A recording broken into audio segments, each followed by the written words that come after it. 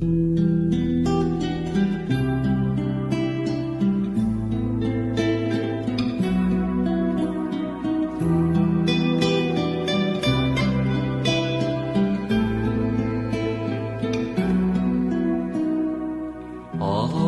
күн батса қырдасы, кетуші қалқадай сырласы. Ұмытсам сол күнді, сол күні де кеш мені. Есте ғой дариға, жайлау кештері. Ай туып жұлдыздар жанғанға, қол созып өктегі арманға. Жамбыл облысы Талас ауданындағы Қаратау қаласы 1928 жылы алғаш шолақты ауылы болып құрылған. 1963 жылы 24 тамызда Қаратау қаласы мәртебесі берілген. 1997 жылы Қаратау қаласы Талас ауданының орталығы болды. Қазыналы Қаратау қаласы биыл 60 жылдығын тойлады.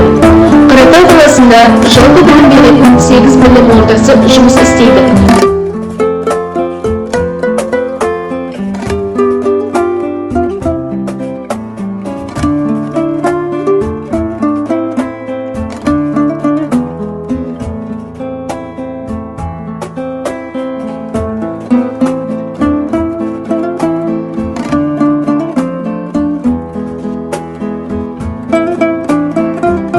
Білім ордаларынан білім алған оқушылар негізгі аттестаттарын алып, қаламыздағы кәсіптік білім орындарында Қаратау құрылыс техникалық колледжі, Мұхаммед Хайдар Дулати атындағы Тараз өңірлік университеті, Қаратау тау-кен технологиялық колледжі, Қаратау технология білім және бизнес колледжінде химиялық технология және өндіріс, электрмен қамтамасыз ету, машиналар мен жабдықтарды пайдалану, пайдалы қазбаларды байыту, пайдалы қазбалар кен орындарын ашық қазу, мұнай және газ кен орындарын пайдалану, ішкі санитарлық техникалық құрылғыларды желдету және инженерлік жүйелерді монтаждау және пайдалану мамандықтары бойынша білім алып, білікті маман иесі болып шығады.